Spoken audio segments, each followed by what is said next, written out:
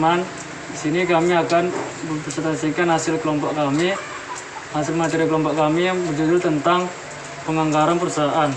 Sini saya sebagai moderator, saya Dirmanta, dan teman saya Susia ini sebagai pemateri, dan yang kedua ada Endasti sebagai pemateri, dan yang ketiga ada Devra Janespi sebagai pemateri. Pengertian penganggaran. Anggaran merupakan salah satu cara manajemen dalam menjalankan fungsinya, yaitu fungsi perencanaan dan fungsi pengendalian. Berdasarkan definisi anggaran tersebut, kita dapat menyimpulkan beberapa hal terkait dengan anggaran. Pertama, anggaran adalah rencana kegiatan yang akan dijalankan oleh manajemen dalam suatu periode yang tertuang secara kuantitatif. Yang kedua, anggaran membantu manajemen dalam melakukan koordinasi dan penerapannya dalam upaya memperoleh tujuan yang tertuang di dalam anggaran. Tujuan penyusunan anggaran. Tujuan utama penyusunan anggaran adalah menyediakan informasi kepada pihak manajemen perusahaan untuk digunakan oleh manajemen dalam proses pengambilan keputusan. Pertama, perencanaan. Anggaran memberikan arahan bagi penyusun tujuan dan kebijakan perusahaan. Yang kedua, koordinasi. Anggaran dapat mempermudah koordinasi antara bagian-bagian di dalam suatu perusahaan. Yang ketiga, motivasi. Anggaran membuat manajemen dapat menetapkan target-target tertentu yang harus dicapai oleh perusahaan.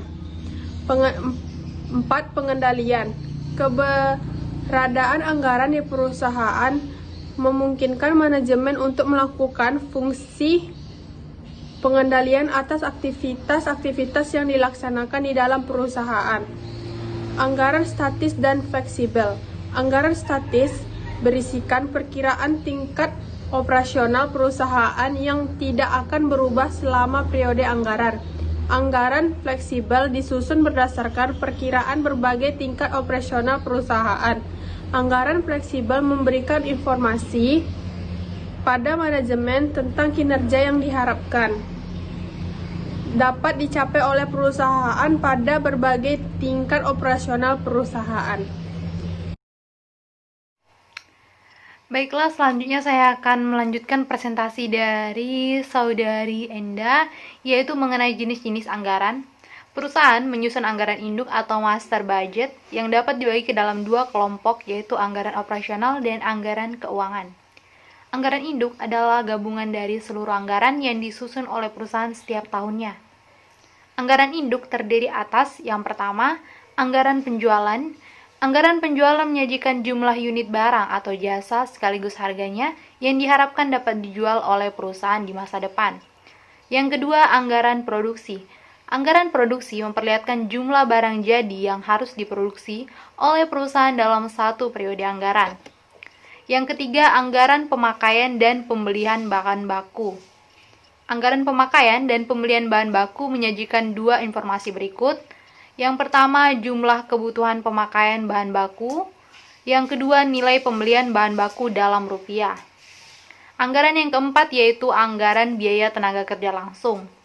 Anggaran biaya tenaga kerja langsung memperlihatkan jumlah jam tenaga kerja langsung yang dibutuhkan untuk memproduksi barang jadi yang ditetapkan dalam anggaran produksi. Anggaran yang kelima adalah anggaran biaya overhead produksi. Anggaran biaya overhead produksi memperlihatkan perkiraan biaya overhead produksi yang harus dikeluarkan oleh perusahaan untuk mencapai target produksi seperti yang telah ditetapkan dalam anggaran produksi. Yang keenam, anggaran biaya produksi. Anggaran biaya produksi memperlihatkan seluruh biaya produksi yang akan dikeluarkan pada suatu tahun anggaran. Yang ketujuh, anggaran beban operasi. Anggaran beban operasi memperlihatkan perkiraan beban operasi yang akan dikeluarkan oleh perusahaan dalam satu periode anggaran. Anggaran yang kedelapan yaitu anggaran laba rugi. Anggaran laba rugi disusun untuk memberikan informasi kepada manajemen tentang jumlah laba atau rugi bersih yang akan diperoleh perusahaan dalam suatu periode anggaran. Yang kesembilan, anggaran kas. Anggaran kas disusun oleh perusahaan agar pihak manajemen memperoleh informasi tentang likuiditas perusahaan pada periode mendatang karena anggaran kas menyajikan informasi tentang perkiraan jumlah penerimaan dan pengeluaran kas pada suatu periode anggaran. Yang ke-10, anggaran neraca. Anggaran neraca menyajikan informasi kepada manajemen tentang hasil akhir dari seluruh anggaran yang telah disusun sebelumnya. Anggaran penjualan sampai anggaran kas. Baiklah, terima kasih. Presentasi dari saya selanjutnya akan dilanjutkan oleh Saudara Devrol. Baiklah, saya akan melanjutkan apa yang dijelaskan oleh teman saya tadi. Prosedur penyusunan anggaran.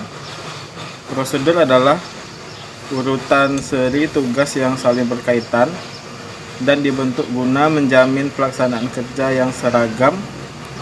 Prosedur biasanya terdiri atas bagian alur, formulir, dan uraian tugas. Tahap 1, ada penentuan pedoman anggaran. Tahap 2, persiapan anggaran. Tahap 3, penentuan anggaran. Dan tahap 4, pelaksanaan anggaran. Selanjutnya, hubungan pelanggaran dengan accounting.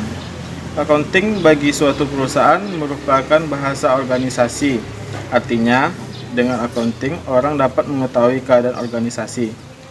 Keadaan organisasi yang dimaksud adalah keadaan besar kecilnya organisasi, keadaan kesehatan keuangan organisasi, keadaan luasnya kegiatan organisasi, dan keadaan maju mundurnya organisasi. Dengan demikian, accounting merupakan alat informasi agar orang mengerti dan mengetahui tentang keadaan organisasi. Sumber informasi accounting berupa laporan keuangan yang dibuat oleh seorang akuntan. Terdapat 2 laporan keuangan perusahaan yang pokok, yaitu neraca dan laporan laba rugi. Adapun laporan keuangan lainnya seperti laporan perubahan modal, laporan sumber dan investasi kas, serta laporan sumber dan investasi dana. Sekian, terima kasih. Materi selanjutnya tentang penganggaran yang berkaitan secara unik dengan sistem accounting dalam hal yang pertama, komponen keuangan dari suatu anggaran yang umumnya disusun dalam suatu format accounting. Yang kedua, penganggaran berkaitan erat dengan accounting manajemen, yaitu berupa accounting harga pokok, standar, dan accounting penentuan biaya variabel. Pengangguran juga merupakan bagian dari accounting manajemen.